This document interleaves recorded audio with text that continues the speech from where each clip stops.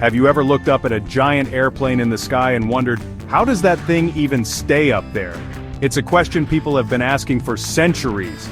The answer, my friends, is not magic but science. Airplanes fly because of some basic physics principles that we experience every day. Think about it. Birds fly, kites fly, even paper airplanes fly. It's all about understanding how these forces work together to make flight possible. So, buckle up, science explorers, as we dive into the fascinating world of physics and discover the secrets of how planes stay up in the air. Before we can understand how planes fly, we need to understand the forces at play. There are four main forces that act on an airplane: lift, thrust, drag, and weight. Think of these forces like a game of tug-of-war in the sky. Lift is the force that pushes the plane upwards, fighting against gravity. Thrust is the force that moves the plane forward. Drag is the force of air resistance that tries to slow the plane down. Weight is the force of gravity pulling the plane down towards the earth.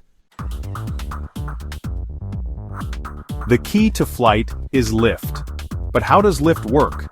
Imagine holding your hand out of a car window as you're driving. If you tilt your hand slightly, you feel the air pushing it upwards. That's lift. Airplane wings are specially shaped to create this upward force. The shape of the wing, called an airfoil, is curved on the top and flatter on the bottom. When air flows over the curved top of the wing, it has to travel a longer distance than the air flowing underneath. This faster moving air creates an area of lower pressure above the wing. The higher pressure underneath pushes the wing upwards, generating lift. Now that we have lift, we need something to push the plane forward. That's where thrust comes in. Thrust is the force that counteracts drag and propels the plane through the air. Jet engines and propellers are the two main ways to generate thrust. Jet engines work by sucking in air and mixing it with fuel. This mixture burns and creates hot exhaust gases which are blasted out of the back of the engine at high speed. This creates a forward force propelling the plane through the air.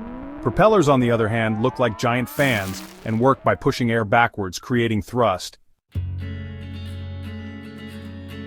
Section 5. Drag, the need for speed. As the airplane moves through the air, it encounters resistance. This resistance is called drag. Drag is like an invisible force trying to slow the airplane down. The faster the airplane goes, the greater the drag. Think about running your hand through water. You can feel the resistance.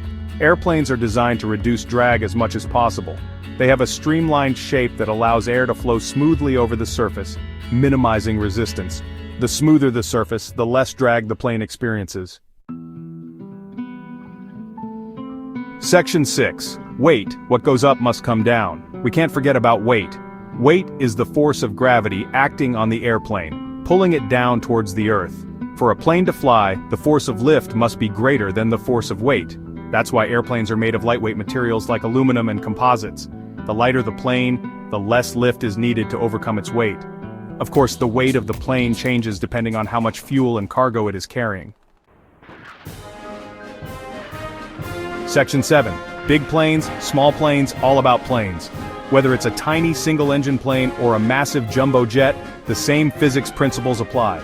Larger planes need more lift to overcome their weight. That's why they have much larger wings. Their engines are also more powerful to generate the necessary thrust. Even though there are differences in size and design, the fundamental principles of lift, thrust, drag, and weight remain the same. Flying is flying. Section 8. It's not magic, it's physics, so there you have it. Airplanes don't fly by magic. They fly because of the amazing principles of physics. By understanding how lift, thrust, drag, and weight work together, we can unlock the secrets of flight.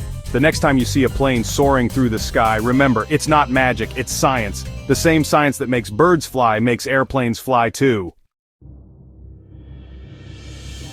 Section 9. Keep exploring. There's so much more to learn about the fascinating world of aviation.